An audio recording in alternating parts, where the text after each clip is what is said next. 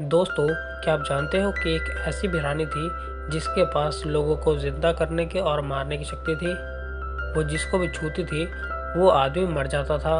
आज मैं इसी मूवी को एक्सप्लेन करने जा रहा हूँ। तो इस कहानी की शुरुआत होती है शैतान की एक मिथिकल रानी के बारे में। उस रानी के पास जिंदगी और मौत देने की पावर थी। वो रानी जिसको भी टच करती थी उसकी डेथ हो जाती थी। अब वहाँ के जनरल ने उस रानी को दूर कहीं पहाड़ों के नीचे दफना दिया और ताकि उसका ये इविल और ज्यादा ना फैल सके। रिचर्ड ने उसके टॉम को ढूंढना शुरू कर दिया। उसके सर पर इतना ज्यादा जुनून सवार था कि उसने अपनी फैमिली की भी परवाह नहीं की।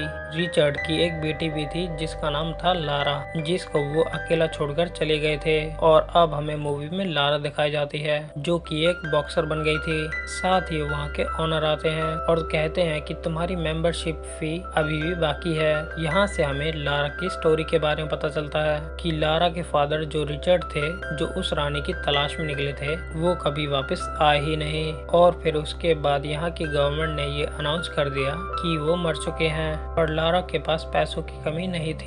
उसके फादर ने उसके लिए काफी ज्यादा प्रॉपर्टी छोड़ी थी, पर लारा इस बात को मानने के लिए बिल्कुल भी तैयार नहीं थी कि उसके फादर की डेथ हो गई है। उसके फादर की बिजनेस पार्टनर भी बार बार उसको समझाती थी, लेकिन फिर भी लारा प्रॉपर्टी के पेपर साइन करने से इनकार कर देती है। उसको अभी भी ये उम्मीद थी कि उसके फादर जिंदा है। लास्ट में उसके फादर की बिजनेस पार्टनर उसे मना ही लेती है। अगर वो ऐसा ना करती तो उसकी सारी प्रॉपर्टी ऑक्शन में चली जाती। साथ ही साथ जब वो पेपर साइन कर रही थी तो उसको ये भी पता चलता है कि उसके फादर ने उसके लिए एक जापानीज पजल भी छोड़ा है। उस पजल को सॉल्व करने के बाद उसमें से एक सीक्रेट नोट निकलता है और जब वो ये नोट पढ़ती है तो वो फौरन से अपने माइंड को चलाती है और उस जगह पर चली जाती है। वो एड्रेस इसके फादर के टोम का था। अब जब वो वहाँ पर जाती है, अपने फादर के नेम के फर्स्ट लेटर को जब वो दबाती है और जो उसको की मिली थी उसे ओपन करती है तो साथ ही वहाँ की एक केव का डोर ओपन हो जाता है। वहाँ पर जाकर उसे पता चलता है अपना ज्यादातर टाइम कहाँ पर गुजारा करते थे। वहीं पर लारा को एक कैमरा भी मिलता है जिसमें उसके फादर का एक मैसेज रिकॉर्ड था। जब लारा उस वीडियो को देखती है तो उस वीडियो में उसके फादर से बता रहे थे कि मैं ये प्रूफ करने के लिए बाहर निकल गया कि सुपर नेचुरल पावर होती है। तभी मुझे जापान की एक रानी के बारे में पता चला और मैं उसको तलाश करने के लिए निकल गया। तुम्हारी मदर को खोने के बाद मैं बहुत ज्यादा सदमे में था और इसी वजह से मैं उस रानी के टॉम को तलाश करने के लिए गया था ताकि मैं तुम्हारी मदर की स्पिरिट्स को वापस ला सकूं। और अब तुम्हें मेरा ये काम करना होगा। तुम्हें उस रानी के बारे में जितनी जानकारी हो वो सारी जानकारी डिस्ट्रॉय करनी होगी ताकि वो जानकारी किसी गलत आदमी के हाथ न लगे।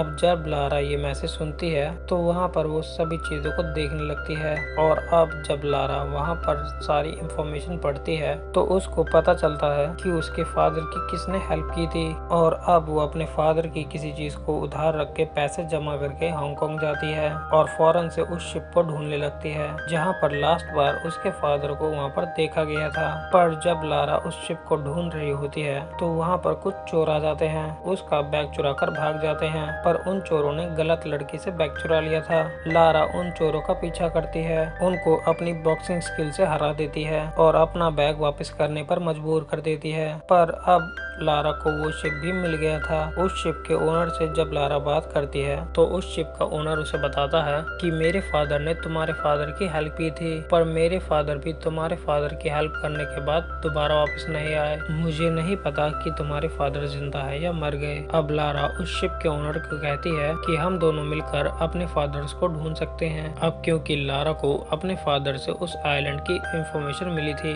इंफॉर्मेशन का पता चल गया था, मगर लारा को उस आइलैंड के बारे में ये पता नहीं था कि वो कितना ज्यादा खतरनाक है। इसीलिए वो ओनर वहाँ पर जाने से मना कर देता है। लेकिन जब लारा उस ओनर को थोड़े से पैसों का लालच देती है, उस ओनर पर पहले ही बहुत सारा कर्ज था और जब वो थोड़े से पैसे देखता है तो वो भी लारा की हेल्प करने के लिए तैयार हो जाता है। अब सफर के दौरान लारा अपने फादर्स के सारी पजल्स को सॉल्व करती है जिसमें उसे पता चलता है कि उस रानी इमिको के पीछे और भी बहुत सारे इविल ग्रुप थे जो उस रानी को ढूंढने की तलाश में थे। अब जब लारा पजल को सॉल्व करते करते शिप में ही सो गई थी, तभी वो एक झटके से जाग जाती है क्योंकि उनका शिप अब उस आइलैंड तक पहुंच गया था और अब वहां पर बहुत खतरनाक लहरें थी। और अब जब शिप का ओनर उस शिप को कंट्रोल नहीं कर पाता तो वो लारा से कूदने का कहता है। लारा अपने फादर के सभी पेपर्स को समेट रही थी। इतने में एक लहर आती है और लारा को अपने साथ ले जाती है, पर वो तूफान इतना ज्यादा खतरनाक था, लारा उस तूफान से बचते हुए समुद्र में कूद जाती है और उनका शिप एक पत्थर से टकरा गया था। उनके शिप के टुकड़े टुकड़े हो जाते हैं। लारा को जब होश आता है तो वो एक ग्रुप के सामने थी। उस ग्रुप का लीडर लारा को ये बताता है, उस रानी के टॉम को ढूंढने के चक्कर में मैंने तुम्हारे फादर की जान ले ली। अब जब लारा के बैग से उसके फादर का उसे जनरल मिलता है, अब वो लोग लारा को भी अपना लेबर बना लेते हैं और हिमको के एड्रेस की तरफ निकल पड़ते हैं। वहाँ पर शिप का ओनर भी था, वो लारा की हेल्प करता है, लारा को भागने का कहता है। तभी लारा जब भाग रही थी तो भागते भागते वो तेज पानी की लहर में डूब जाती है। लारा इससे पहले डूब जाती वहाँ पर एक क्रैश प्लेन मिलता है, वो उसको पकड़ लेती है, पर वो बेचारी वहाँ पर क्या करती, उसके वजन से वो प्लेन टूटने लगता है। लारा थोड़ी सी हिम्मत दिखाती है, वो तेज भागती है और वो उस प्लेन के मेन पार्ट को पकड़ लेती है। वो बेचारी थोड़ा सा सांस लेती, वो प्लेन सारा का सारा टूटकर नीचे गिर जाता है। तभी लारा को उस प्लेन से एक पैराशूट मिलता है, वो पैराशूट ओपन करती है और जंगल में क्रैश लैंडिंग करती है। रात हो गई थी, उसको जंगल में कोई भी नजर नहीं आता जो उसकी हेल्प करता। तभी एक आदमी उसको देखकर भाग जाता है। लारा जब उसका पीछा करती है तो ये आदमी और कोई नहीं बल्कि उसके फादर थे। लारा के फादर अपनी बेटी को इतने साल बाद देखकर बहुत ज्यादा खुश होते हैं, उनकी आंखों से आंसू आ रहे थे। पर जब सुबह होती है तो लारा उस ग्रुप के बारे में अपने फादर को बताती है कि उन लोगों ने उसके फादर की बुक ले ली थी जिसमें सारी इन्फॉर्मेशन लिखी हुई थी। तो उसके फादर ये सुनकर बहुत ज्यादा नाराज होते हैं। तो वो कहते हैं, लारा तुमने मेरा मैसेज नहीं सुना, मैंने उसमें कहा था कि तुम्हें इन चीजों को डिस्ट्रॉय करना होगा और अब तुम्हें पता है कि पूरी दुनिया खतरे में है। और अब तभी लारा वहाँ से भागती है और अपने तीरों से उन लोगों पर अटैक करती है। उन लोगों को वो टॉम तो मिल जाता है मगर उसका एंट्रेंस कैसे था वो नहीं पता था। वहाँ पर लारा के फादर रिचर्ड भी पहुँच गए थे जिसे उस ग्रुप के लीडर ने पकड़ लिया था। अब लारा को ही एंट्रेंस का पजल सॉल्व करना पड़ता है। लारा अपने दिमाग से पजल को सॉल्व करती है और उस टॉम का डोर ओपन हो जाता है। अब यहाँ पर वो लोग एक एक करके अंदर आते हैं, पर उनका एक गलत कदम उनके आदमी की जान ले लेता है। वो वहाँ पर एक खाई देखते हैं जहाँ पर बहुत सारे स्केलेटन थे। ये देखकर वो बहुत ज्यादा शॉक्ड हो जाते हैं। वहाँ पर उन्हें वॉल पर एक और पजल नजर आता है। अब जब वो लोग उस पजल को देख ही रहे थे तभी वहाँ पर केव का दरवाजा बंद हो जाता है और उनके पाँव के नीचे से जमीन खत्म हो रही थी। लारा भी गिरते गिरते बचती है। अब जब दोबारा से उनकी नजर उस वॉल पर पड़ती है तो वो पजल ही वहाँ से निकलने का रास्ता था। तब ये लोग अलग अलग कलर के अलग अलग क्लूज लगाते हैं मगर कोई भी क्लू फिट नहीं हो रहा था। लारा को तभी समझ आती है कि ग्रीन कलर आजादी का कलर है। तभी वो ब्लू और रेड को मिक्स करके ग्रीन बनाती है और वहाँ का दरवाजा ओपन हो जाता है। वो दरवाजा खुलने के बाद उन्हें रानी का टॉम नजर आता है और अब जब ये लोग उस टॉम को ओपन करते हैं वो रानी एक नॉर्मल इंसान नजर आ रही थी, पर देखते ही देखते वो एक स्केलेटन में बदल जाती है। पर जब वहाँ पर लीडर का एक साथी उस रानी को उठा रहा था तभी उसके हाथ पर इन्फेक्शन हो जाता है और एक दर्दनाक इन्फेक्शन से वो चीख कर मर जाता है। अब लारा उन सभी पजल्स और पेंटिंग्स को देखती है, तब उसे समझ आता है कि ये रानी कोई जादूगरनी नहीं थी बल्कि इसको तो कोई इन्फेक्शन हो गया था और यही वजह थी कि जिसे भी रानी हाथ लगाती वो मर जाता था और उसने अपने मन से अपने आप को सैक्रिफाइस किया।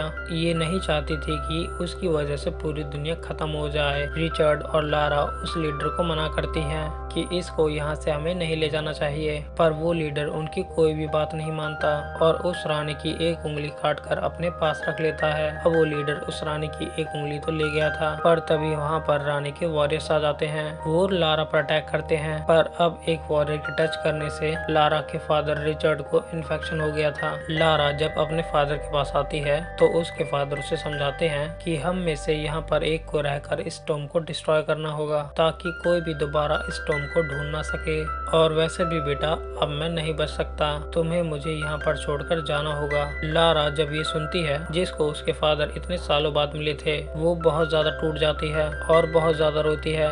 पर अब वो अपने फादर को आखिरी गुड बाय कहती है और वहाँ से उस लीडर वोगल को ढूंढने लगती है। लारा को वो लीडर मिल जाता है। लारा उसको खूब मारती है, पर वो लीडर लारा को भी मार रहा था। वो लीडर जो रानी की फिंगर लाया था। लारा उस उंगली को उसके मुंह में डालकर उन्हीं स्केलेटन के पास फेंक देती है। उसके बाद टॉम भी ब्लास्ट हो जाता है। लारा तेज भागती है और वो अपनी स्पीड से एग्जिट डोर की तरफ आ गई थी, पर तभी वो वहाँ पर फंस जाती है। उसका ये लक था कि वहाँ पर उस शिप का ओनर था, वो उसको बचा लेता है। वहाँ पर एक हेलीकॉप्टर भी आ गया था। अब उस हेलीकॉप्टर को हाईजैक करने के बाद अब सभी लोग उस हेलीकॉप्टर में उस आइलैंड से बाहर आ जाते हैं। अब लारा को हमें लंदन दिखाया जाता है, जहाँ पर उसने अपने फादर की सारी प्रॉपर्टी को एक्सेप्ट कर लिया था। अब जब लारा वहाँ पर अपनी कंपनीज की लिस्ट देखती है, तभी उसको पता चलता है एक ऐसी कंपनी के बारे में जो सुपर नेचुरल आर्टिफिक्स को ढूंढकर दुनिया पर कब्जा करना चाहती थी। उस कंपनी के ऑनर और कोई नहीं बल्कि वही लेडी थी